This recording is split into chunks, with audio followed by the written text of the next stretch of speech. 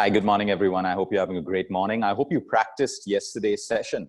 In fact, let me start off today's session by telling you I happened to be in the OPD yesterday for lung disease, and I happened to speak to a couple of doctors, and we were talking about COPD, and he took me around his patient weight room, and we were looking at patients in their 40s, 50s, 60s, 70s, a lot of them with pneumonia patches in their lungs, some of them with tumors, everything we spoke about, basically, emphysema, COPD, and all of that stuff. And he was saying, just by looking at all of them and watching their chest rise, you can notice how they are unable to breathe the right way. So when you're unable to breathe the right way, your organs have to compensate, okay? Because like I said, trillions of cells need one thing, oxygen. We can live without water for a while. We can live without food for a while. But try living without oxygen for more than 3 to 4 minutes, right? You're gonna die. It's our life force, and that's why we need to respect our lungs so much, and we need to train our lungs. It's working for us every second of the day while we're awake, while we sleep, and what we don't use, we lose. So we have to understand that 5 or 10 minutes a day, it is mandatory to give to the health of our lungs. And like I said, once you learn these breathing exercises and you keep practicing it, after a while, you won't really have to do that because you're trained to breathe the right way. When you're in a stressful situation, you will figure that you automatically breathe the right way that you're trained to. And when you're just, lazing around, you're doing nothing, you'll also find that, there are deep inhales, there are deep exhales. So we got to train the lungs to work the right way. Anyway, I hope you practiced yesterday's 3 exercises. Today, we're going to do 3 more, and tomorrow we'll do a review of all of them, okay? So today is something that a lot of you would have already done. It's just plain deep breathing, where we do an inhale, a gentle inhale. Now, everyone's capacity is different. Like, I may be able to get 8 seconds for a complete inhale. You may be able to get 9 or 10. Someone else may be able to get 5 or 6. It doesn't matter. It's not a competition. It doesn't mean the more inhale you have, the healthier you are. But it does definitely reflect on the strength of your lungs. So we want our lungs to have a capacity.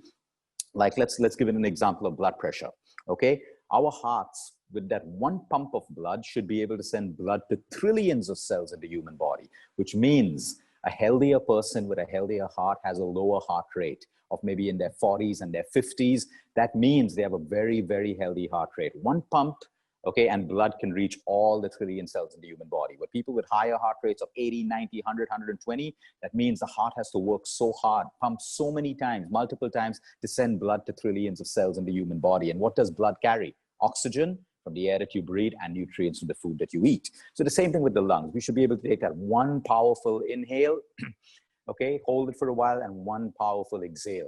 That means our lungs are strong enough to oxygenate, create the respiratory exchange between carbon dioxide and oxygen. So let's get straight into the first exercise. It's a normal inhale, and then I want you to hold, okay?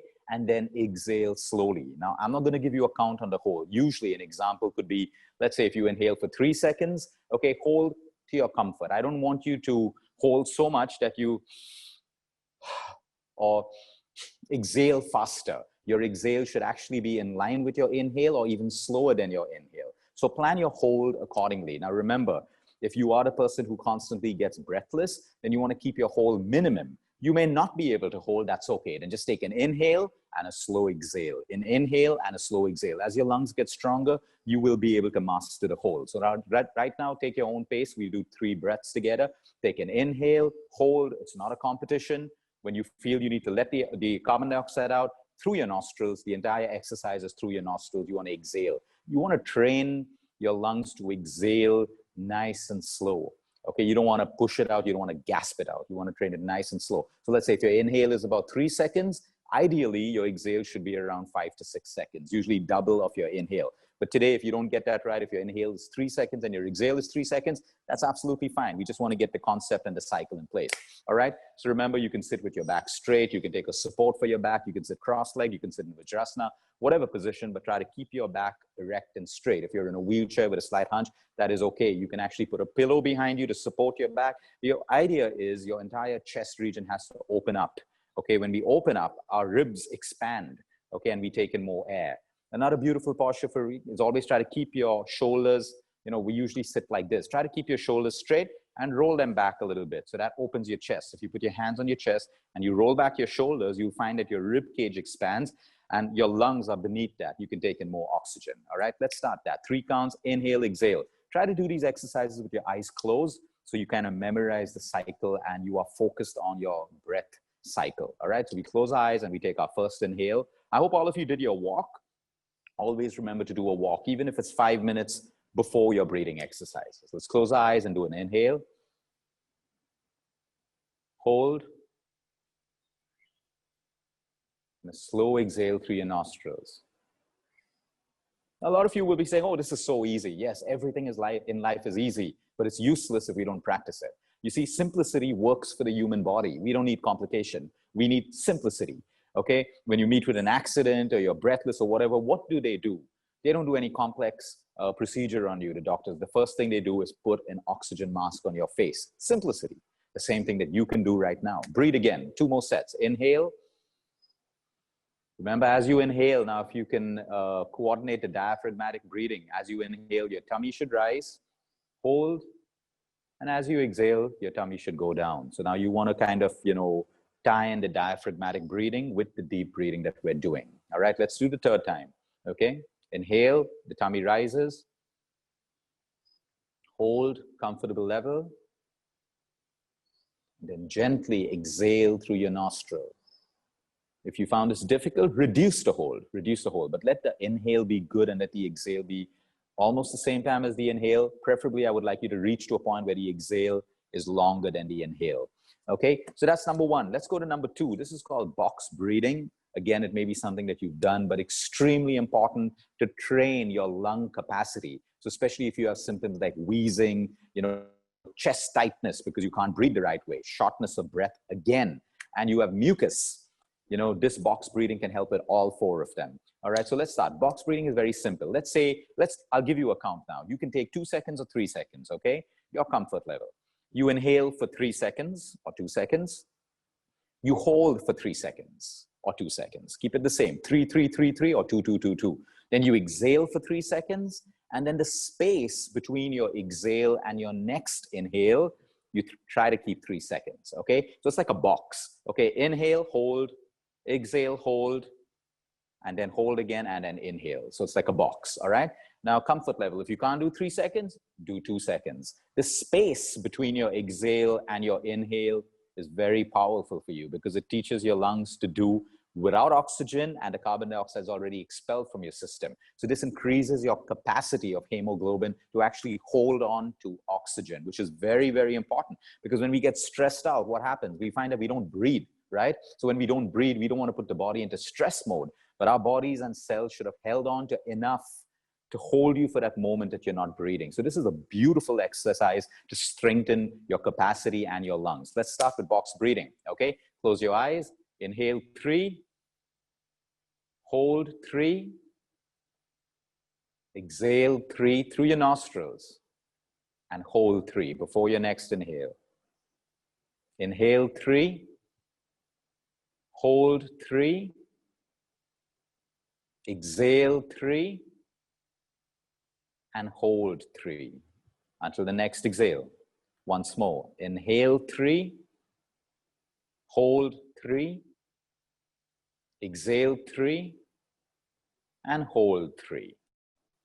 You can do each of these exercises 6 to 8 times. When you finish box breathing, 6 to 8 counts, you're not going to feel like opening your eyes. You're going to feel so calm, because again, you've oxygenated cells in your brain all over your body. And when your body gets what it needs, okay, it maintains something called homeostasis, which means everything is working fine in the body. When you're out of homeostasis, the body moves into stress mode. The body is only in relaxation mode when you are in homeostasis, which means everything's fine. Your pressure, everything's working the right way. So we must try to achieve homeostasis with our breath. Our breath is the biggest indicator. If I make you run right now and you start breathing shallow, you're out of homeostasis. Okay, your body prepares you for fight and flight. If I make you relax, do 60 breaths, homeostasis again. That's why they put oxygen on any accident victim, irrespective, homeostasis, because they know the patient is in a state of shock. First, resume homeostasis. Okay, that's very important. Let's do the third exercise. Now, this is powerful for people who have a lot of mucus buildup, a lot of congestion. And if you live in polluted areas and you're breathing in a lot of pollution, the Huff method is brilliant for mucus, for pollution. It's like a detox of the lungs. Now, be careful of this. If you have weak lungs, okay, this may tire you out, okay? So Listen to my instructions, try it. If you feel it's too much for you, reduce it, or do all the other exercises until you become stronger to do the Huff method. Okay, so this is really simple. Okay, listen carefully, I'm going to explain it. So I inhale, nice and slow, easy pace, through my nose, okay? And then I open my mouth and I'm going to make the ha sound, ha, like I'm laughing, ha, ha, ha, okay? So I inhale. So before I can even inhale again after the first, I'm pushing out 3 ha's. So I'm, all right? Now you may find your entire diaphragm really move. So again, if you are really weak right now, you may want to do it this way without jerking. See, I'm doing it. You don't have to do it that way. You can do it this way. Or you may want to start off with just 1, okay? Informed decision. Don't let anyone tell you what you can do and what you cannot do, because everyone is unique and different. Try it on your own. Even if you're weak, the first isn't going to kill you. So don't worry about that. You can do, feel good, still feel good, you're done for day 1. Okay, don't push this. If it's difficult, take a break. If you're okay, no symptoms at all,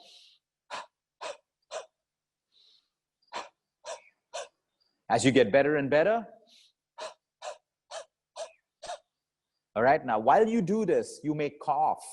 That's a good sign, because why are you coughing? You're loosening up mucus in your lungs. Remember that. Okay, that's the beauty of this exercise. Do not push it. Let's try it right now, everyone. Okay, back straight, shoulders roll back, open up your entire chest, expand your rib cage. Inhale, open your mouth. Inhale. Inhale. You'll find if you want to cough, that means you have mucus in you. It's the best way to reduce your mucus. After you finish this exercise, it's always good to settle down and have a nice warm or lukewarm mug of water. In that water, you can put a couple of Tulsi drops if you want, or just keep it simple and have warm water, because you loosened up the mucus. You want to loosen it up more. Or some people who have a lot of congestion, finish the ha-ha-ha method of breathing and immediately do steam inhalation. So you see, these are the basic fundamentals of breathing, and after that, you can build on it. I would ideally advise my patients with any lung issue to finish this, do steam inhalation, or finish this and have a nice hot, not very hot, warm, hot water of, you know, a mug of water with a little bit of Tulsi drops in, because that really loosens up the mucus. And after that, it's normal for you to cough, because coughing is trying to get the mucus out of your system. So that's the body's natural mechanism to help you expel the mucus. So these are 3 exercises. Let's quickly go over it again. It's normal deep breathing, where you inhale, hold, and exhale. Exhales, try to make it longer than your inhale. We move to box breathing, where it is 3 inhale, 3 exhale, 3 inhale, 3 hold, 3 exhale, 3 hold, like a box. Practice that. The more you practice it, the more it becomes a neural circuit in your mind. And then after a while, you just find yourself normally breathing this way. And the third, for people who live in polluted areas, people who have a lot of mucus, weak lungs, shortness of breath, is the Huff method, where you inhale gently, you open your mouth and you gently, or you, okay, or as if your lungs are strong, you go. So you can hear a lot is coming out of my mouth in terms of the exhalation. It's powerful. Okay, you're actually pumping out everything from your lungs. So it's a kind of a detox. Have a great morning, everyone. You may want to stay for 5 minutes after this call and re-practice yesterday's session and today's session. Tomorrow, we'll go over everything together. We'll practice it together. And that's the end of our morning breathing exercises classes for a while. Have a great morning, everyone. And next time, eat smart, move more, sleep right, and breathe deep.